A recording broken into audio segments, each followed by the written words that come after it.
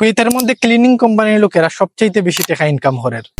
এই কথাটা আমার নয়, আমি গত 2 দিন আগে একটা ভিডিও আপলোড করছিলাম টিকটকের মধ্যে, যে এখানে কিনা ক্লিনিং কোম্পানির আসলে দুর্দশার কথা তুলে ধরছিলাম, যে তাদের উপর কিরকম আসলে জুলুম করা হইলো বিভিন্ন ফোরম্যানের মাধ্যমে বা সুপারভাইজারের মাধ্যমে।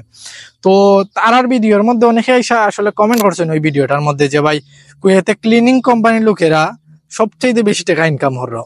তো আমি আসলে জানি আমি ক্লিনিং কোম্পানিটা কিরকম টাকা রুজি করো, যেহেতু আমি নিজেও একটা ক্লিনিং কোম্পানিতে কাজ করি। তো আসলে তাদের কথার আমি সামান্য একটু উত্তর দিই, যদি সব কথার উত্তর দেওয়া সম্ভব না, সামান্য একটু উত্তর দিই যে ভাই ক্লিনিং কোম্পানি একটার সর্বোচ্চ বেতন হলো 75 দিনার। যেই জায়গার মধ্যে বাইরে প্রাইভেট সেক্টরে 250-300 দিনার 8 ঘন্টা ডিউটি হইলে মানুষের বেতন পায়, ওই জায়গার মধ্যে 75 দিনার বেতন পায়।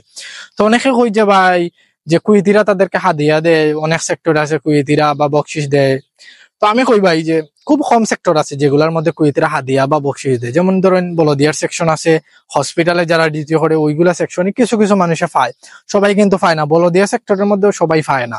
আর বলদিয়া সেক্টরের মধ্যে যারা আসলে কাজ করে তাদের আসলে আপনার পরিস্থিতি অনেকেই জানেন না।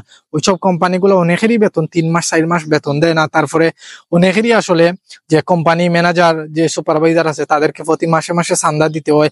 তারা প্রতি মাসে মাসে তাদের ডিউটি চেঞ্জ হইরা দিয়া দেয় ম্যানেজার গুলা, তাদেরকে টাকা দিয়ে আবার ডিউটি বহাল রাখতে হয়। তো অনেক সমস্যা কিন্তু কিন্তু ওগুলা অনেকেই জানে না। তারা মনে করে যে কুয়েতিরা তো বকশিস দেয় অনেক বেশি, তারা টাকা পয়সা কামাইতেছে। আসলে বা তাই একটুও নাই।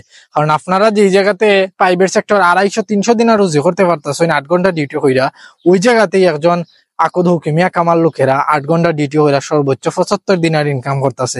বেলাস কয় টাকা না হয় 50 দিনার 100 দিনার মাসে তো ইনকাম করা ইম্পসিবল ভাই, যে বেলাস পাইবে 100 দিনার। আসলে পায় কিছু কিছু মানুষে, ওইসব মানুষের খাইসলত কিরকম আর ওইসব মানুষের আসলে কুয়েতির সামনে কিরকম কি অবস্থান নেয় এটা আমরা অনেকেই বালা হইরে জানি। ভাই আমি ক্লিনিং কোম্পানিতে কাজ করি, আমার অন্তত ক্লিনিং কোম্পানি সম্পর্কে আইডিয়া দেওয়া লাগতো না, যেহেতু আমি নিজেই এই কোম্পানি গুলাতে 5 বছর ধরে ডিউটি করতেছি, 1 বছর না।